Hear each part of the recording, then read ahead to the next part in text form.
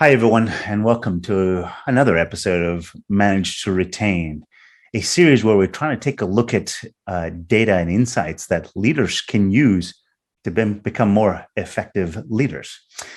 I want to introduce the pair my invincible pair that I do it with every time, Sherri and Lou Everett. How are you all doing today? Doing excellent. Doing excellent. How about you and I? I'm doing great. Good. Sherri, I would love for you to tell everyone a little bit about what you all do at the Lou Everett Group, so everyone knows a little bit about who you all are. Sure, absolutely. Thanks so much.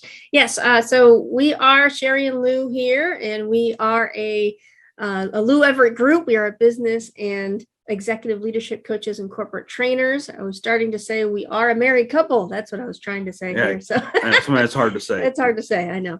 But we do help small business owners and professionals to achieve over 500% growth in their business and professional lives through our proprietary coaching system that we have. So we truly love transforming today's leaders, even if it's one leader at a time. That's right. Mm-hmm. Well, and I think what I love so much about the way you all do things is lots of times people kind of give them, hey, here's maybe a way or perspective you should do things somewhat even in a vacuum. You all have 10 principles that you use that people can kind of leave behind and say, am I following this principle? And it's almost like a measuring stick that you give them, which is what I think makes it really powerful. It gives them sort of that checklist or that how-to guide that they can continue to revisit. I think that's where the real power I've seen in what you all do. Yeah, very good. Yeah, thank you. Yeah, those 10 principles that we believe that every leader must follow really to lead with influence is impactful. And we'll talk about a couple of those today, I'm sure. Yeah. And let me introduce myself. My name is Vinay Raman. I run a company called Carmo. It's a product company that takes data and analytics to help leaders see more effectively into what's happening in the organization. And part of the reason for this joint call together is so that people can start to see, that's great that you have all this data and analytics. And I've always found myself that having numbers is not about a math problem. It's about a people problem.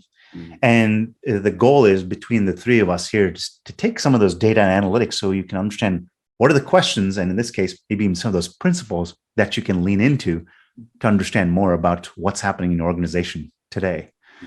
I want to start with this. There's this saying that your perception is your reality.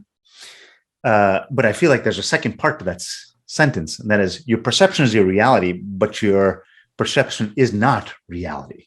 Mm-hmm. And I think so many leaders, it's so easy. I mean, forget leaders, just anybody in the world that exists that has a heartbeat and breathes.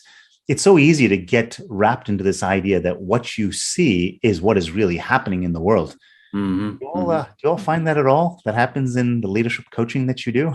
Mm-hmm. Oh, yes, constantly. Mm-hmm. Right. Well, here's the reality of it. We're all emotional beings. Right. No matter how much of a leader you think, how good you are, we all are emotional beings. We think, react, and behave emotionally.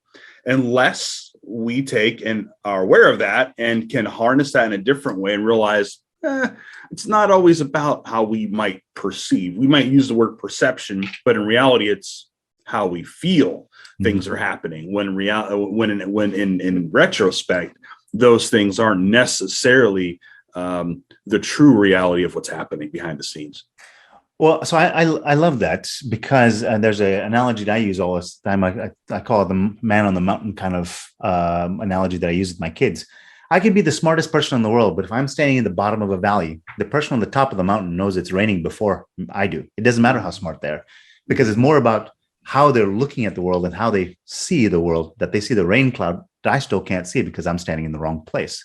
Mm-hmm, mm-hmm. And so perception is very much about what you're seeing, what you're feeling, what you can see with your own set of eyes, or what you can hear with your own ears. Mm-hmm. But being able to see from the right perspective is sometimes more important than how much you know. And I think that's kind of what I heard in what you were just saying. Right. Exactly. I mean, it's just like what I always consider like the weather person who does the weather on your news, right?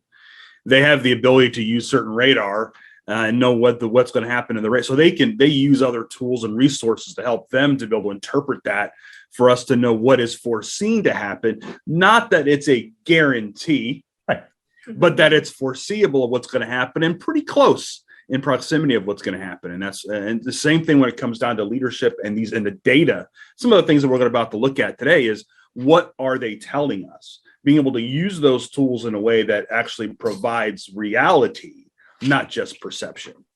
So yeah, let's kind of start to get to that, because what I always like to tell people is, when you start to look at data, it's not about proving that you're right, because that's about solving a math problem. Mm-hmm. What data is really more about is understanding the actual story, or the changing your perspective so you can understand what's on the other side of that data for those people that work with you, alongside of you, in partnership with you. Yeah. So I want to bring some graphs up here in a second, some data, some analytics. This comes from a company, and we've grayed out some of the names so that people can, people's names are protected. And what I'd like to do is kind of walk through what we're seeing here and just give some general descriptions of it. But there's some principles that I think people can start to go home and take note of, and start to see, hey, here's a way that I can start to shift my perspective. And that's what I love about the principles here. It gives us an opportunity to use those as a way to shift that perspective. Does that make sense? Yeah, love it. Let's hop into it. And I'm going to share my screen here. Can you all see what I have? Mm-hmm. All clear. Let's make this full screen. So this is a little bit bigger here.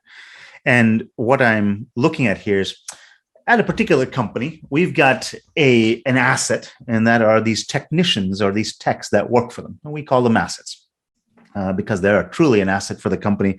They allow the company to become better. Mm-hmm. There are 23 people in that role in this company. That's what this asset population is. So there's a good number of people in this role. And across the board, we come up with a score of a 57. It's from 0 to 100. 57 in this case, it's yellow because it's in the middle of the pack. It doesn't mean 57 is good, bad, or indifferent. It just is. That's it. And that 57 is composed of 4 different components, because these are the 4 different ways people talk about KPIs, 4 different ways that these assets, these techs, are being measured in this organization. And there's scores for each one of these 4 dimensions. So there's tech referral. So this is how many sales are kind of coming in the door from these techs that are on the ground. The NPS, which is the Net Promoter Score, which tells you how they're doing in customer service. Driver behavior. I've got somebody that works in India, outside of the United States. That's why we've got a U here. I just realized that. So they're spelling it their way. But driver behaviors comes from a different number of different dimensions of how they're driving as that role and that asset. And the efficiency, how they're doing overall efficiency. Mm-hmm. And what we've done is we've ranked it by the top 5 in each one of these different dimensions of scoring, and then the bottom 5. Mm-hmm. I want to just stop there for a second here. I feel like visually this gives you a real insight as to what's happening in the organization in a snapshot. Sherri, Lou, what happens when you all see something like this? Well, it gives a great starting point, really, for us, or as a leader, to just look at it from a perspective of looking at the current results on what this is measuring, as opposed to hypothetically identifying who we think might be challenged and who might not be based on one score. This is based upon 4 scores, and you were mentioning before that.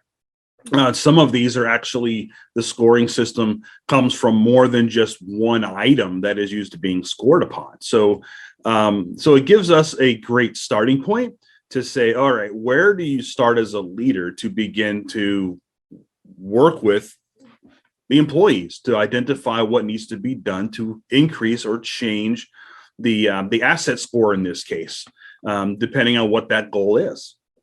So I want to give an analogy here, because I think this is something that most people will be comfortable with. And when you start to look at this, right, this asset score tells me, how did I do as a 6th grader, right? I'm an A student as a 6th grader. I'm a B student. I'm a C or a D, right? Whatever the case may be.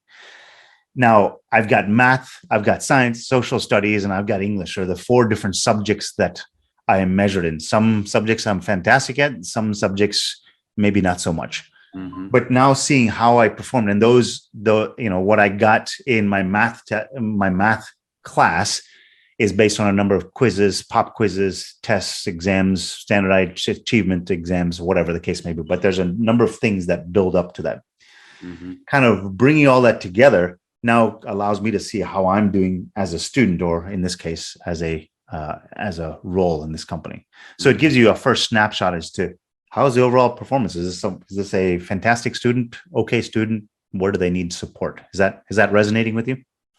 Yeah, that's good, and it gives more of the focus upon that. From 0 to 100, where we're always growing up used to that grading system, generally 90, 80, 70, 60 kind of point of view, as far as A, B, C, D, or F, right? And of course, one thing to consider as we're looking through this is that this is breaking it down. This isn't just, so not only is it the overall score 57 as an example, and as a manager or leader of this particular team or department, we can look at it from the perspective of, okay, well, this is the overall score. Well, and in retrospect, whether it's a good, bad, or indifferent number, if we were to take the 0 to 100%, there's a lot of room for improvement in this number. A lot of room for improvement. Yeah.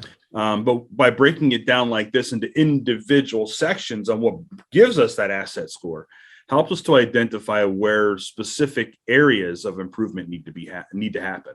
Yeah, I mean, all those things that you want to improve, but you can't because you don't know where and how. I like the fact that it's just more like the objective material. I think this is a great starting point if you have individuals that are in maybe the bottom 5 or even a top 5.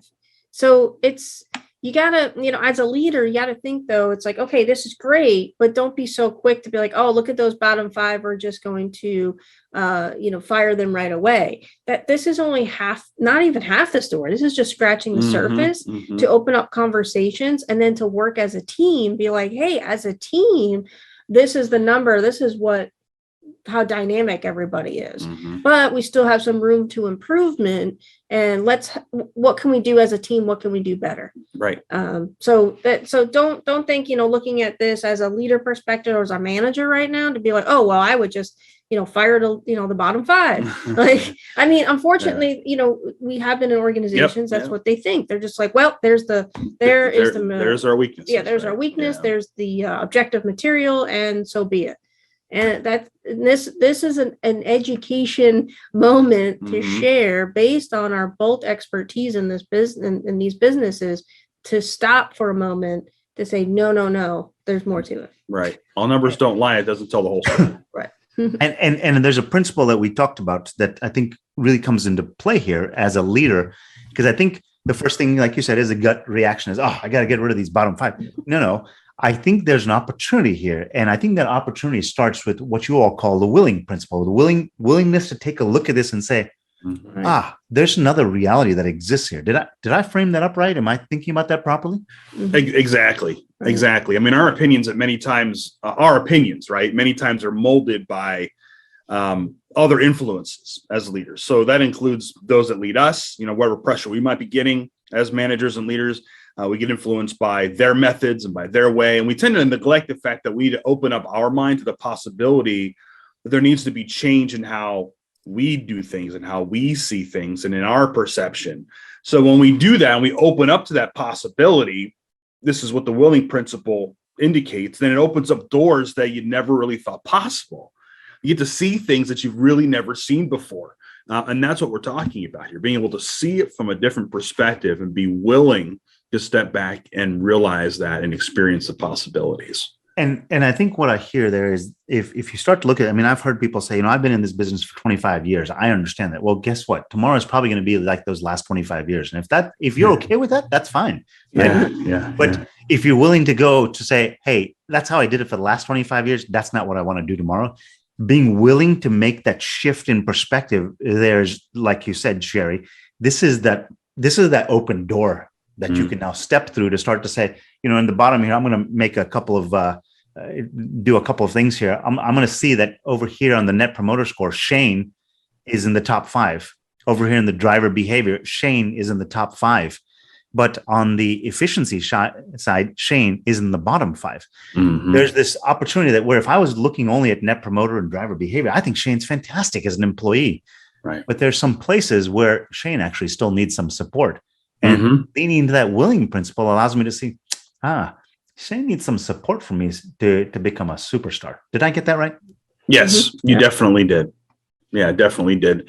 And amongst those, we can even dig deeper into there's two other principles that apply here too, because once you've identified this with Shane as an example, we've got the equipping principle and the nurture principle. Being able to equip, providing them, as we have mentioned previously, providing them the bow and the arrow to do their job, not just one or the other. And what is it that Sean's missing or lacking in the way of equipping in order to provide them what's necessary? Did we provide them both of those things? Did you coach, mentor? What can we do to coach and mentor Sean and then those like that, so that we can find out what it is that they need in order to equip them and nurture them.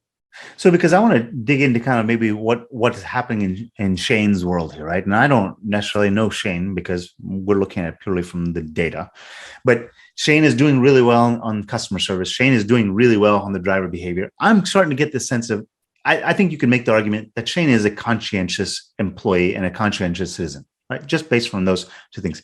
Shane cares.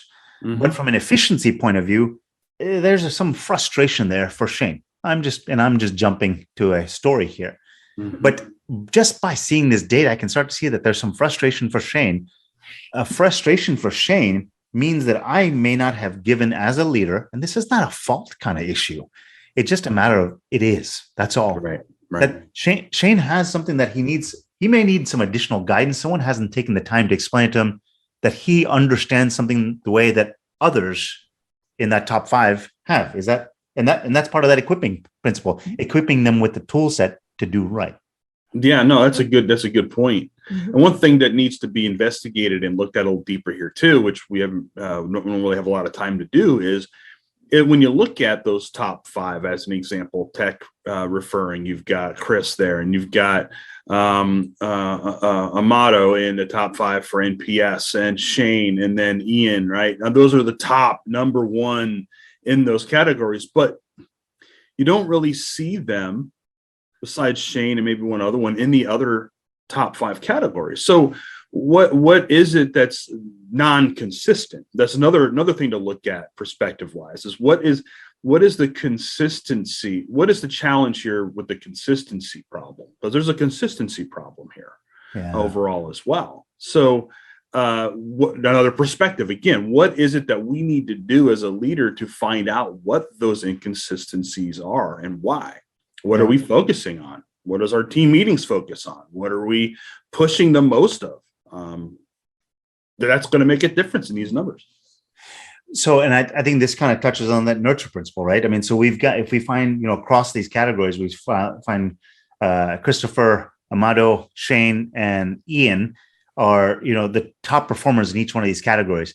And there's an opportunity to nurture them as subject matter experts within the company and say, hey, Ian, hey, Shane, hey, Amato, hey, Christopher, what are you guys doing? How are you guys thinking about this that makes you so good? Can you talk with others? I mean, Ian, in this case, could have a conversation with Shane and say, here's a couple of things that I do. Here's some tips and tricks. Instead of having to try to figure it out by trial and error, go ask the people who are already, hitting home runs already, right? And nurturing them to become subject matter experts within the company, right? Yeah. Yeah, so it's up to us as leaders to connect the dots, right? It's to see this data and to connect the right people with one another in this situation to help one another improve and become better. You see, here's the as leaders and as managers, for some of us may come from the background and school of thought that we are or people are naturally born leaders or they're not. And the reality of it is leadership is not born, it's learned. And in order for us to do that, we've got to look at it objectively as a leader and find a way to nurture and develop the team, each individual person, so that it creates the team that we're looking to create with the outcome that we're looking to have. And